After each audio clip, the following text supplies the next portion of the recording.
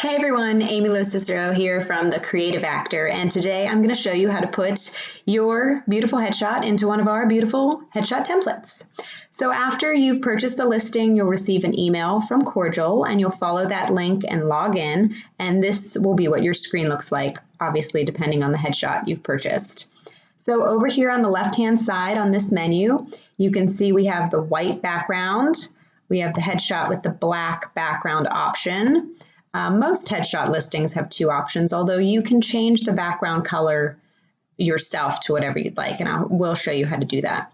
The third item on this menu is the written instructions, and there are 2 pages to this. So let's head up to the top, and I will show you right here. You're seeing the name of the file, that it's incomplete, and there are 3 buttons down here for you to look at. Let's click on this first. So revert back to original is if you've done some editing and you just really want to start completely over again to the original file you received, you'll hit revert to original. If you just want to go back a few steps, you want to hit the undo and redo buttons to go back and forth between steps you've done over here. This will bring you all the way back to the original file you received and erase any editing you've done. You can save changes as you go along here, and we will get into how to download, and that after we edit it will be available for us to click on. The little 5 above it is because you have 5 downloads of this. So if you have multiple headshots, you have a commercial headshot, a film headshot, one with different hairstyles or outfit, you can put them all into this same frame without purchasing another listing. So you have 5 downloads for this item. Okay, so this menu collapses. I will collapse it.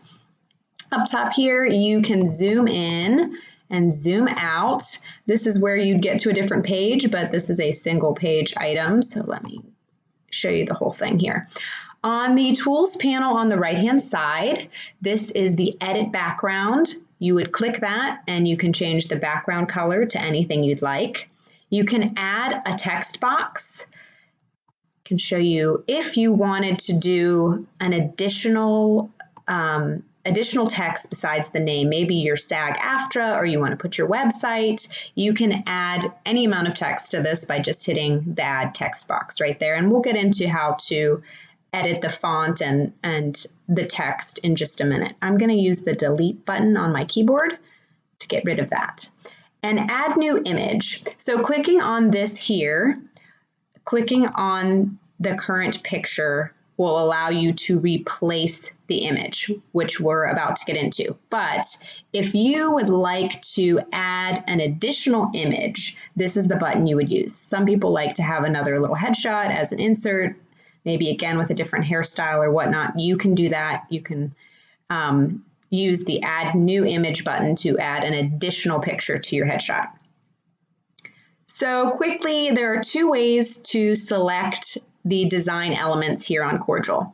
The first way is by simply clicking. So here I've selected, you can see I've selected the photo and I can replace the image. If I click out wide here, I've actually selected, you can see here I'm selecting the frame.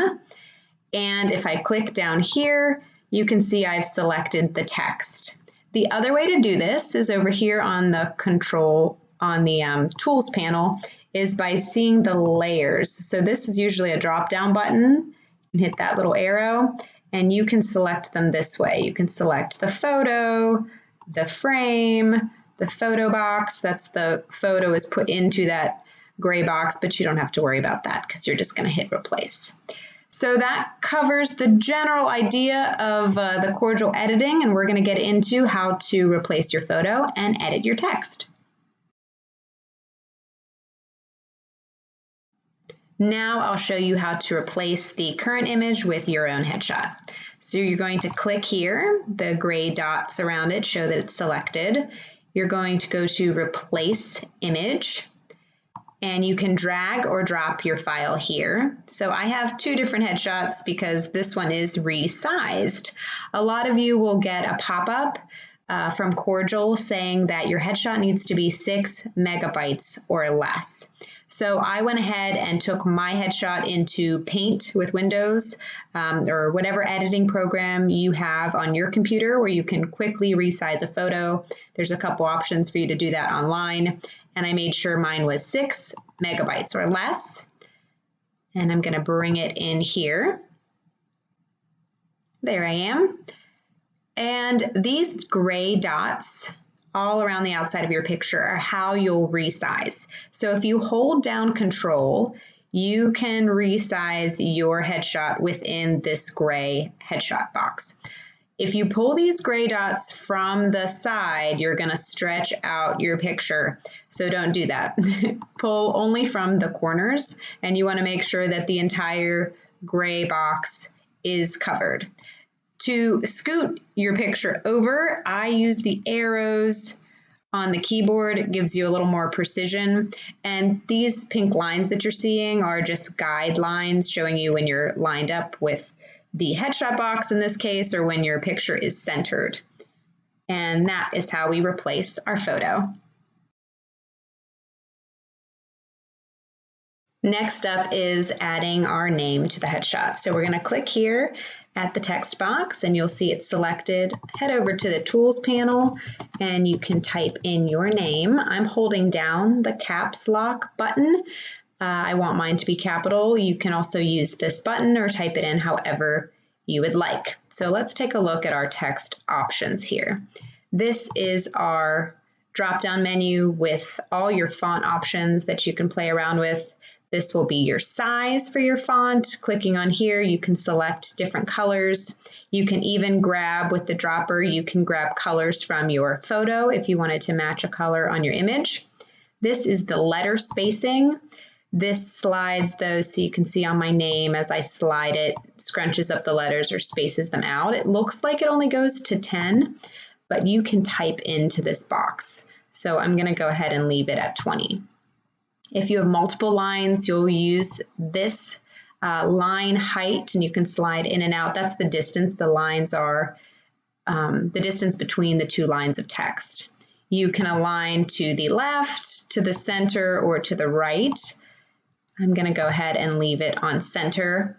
Remember, you can add a text box as well if you want to rearrange some of the elements and add in some extra lines of text. You'll do that up here with the adding text.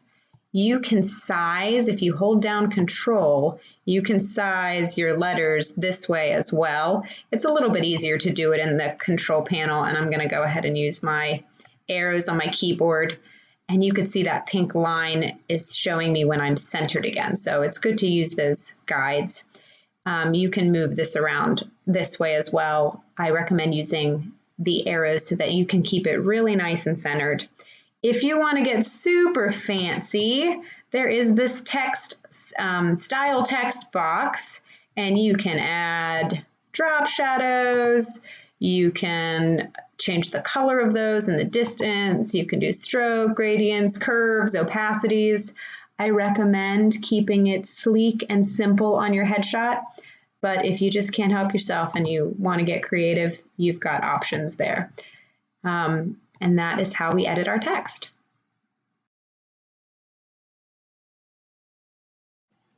I'd like to quickly cover some of our other design options. If you've purchased a headshot template that has any kind of banner in it, sorry, this is in demo mode still, but it will show what we need it to still. So if you highlight this banner, you can come into Style Shape and you can adjust the fill color to whichever color you'd like. You can also do a stroke, which gives you a line around the outside. You can round the corners and adjust how round they are there, and you can change the opacity all in this Style Shape box.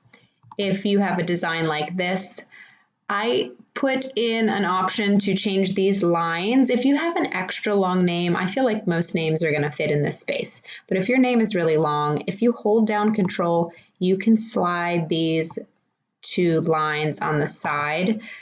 Just hold down Control and slide them back to give a little more space for your name. Just try to make sure they're very even on the sides. Now we can move on to downloading.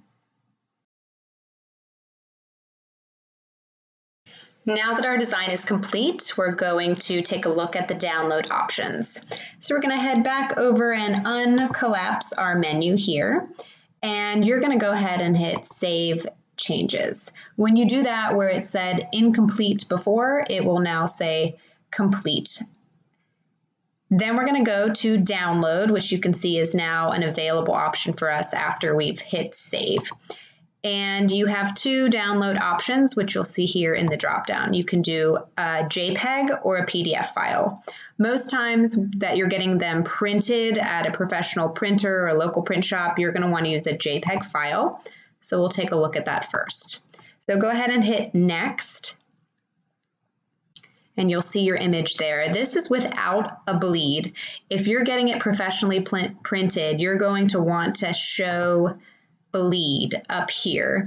This gives you a 0.125 extra around all the edges so that it gives the printer a chance to print and crop your file for you.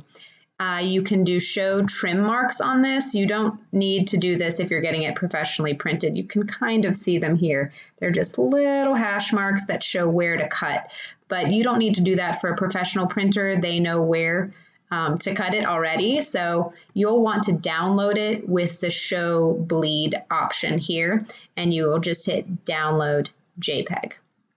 So let's go back. We'll take a look at the PDF option. I'm going to go to downloads, keep it on PDF, and hit next.